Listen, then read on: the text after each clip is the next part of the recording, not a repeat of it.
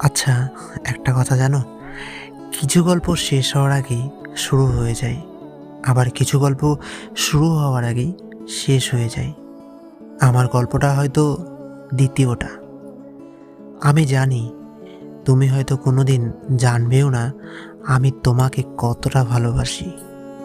তোমার হাসি, তোমার রাগ, তোমার উদাসীনতা, সব কিছুই আমার কাছে এক একটা কবিতার মতো।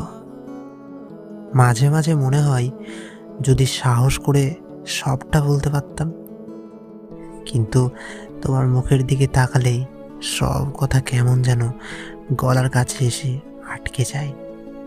আমি তোমাকে আমার সবটুকু দিয়ে ভালোবেসেছি, অথচ তোমার কাছে আমি হয়তো শুধুই একজন সাধারণ পরিচিত মানুষ।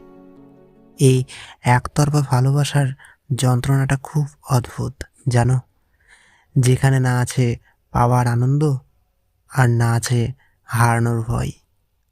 আছে শুধু নীরব এক দীর্ঘশ্বাস, যা শুধু আমার একার।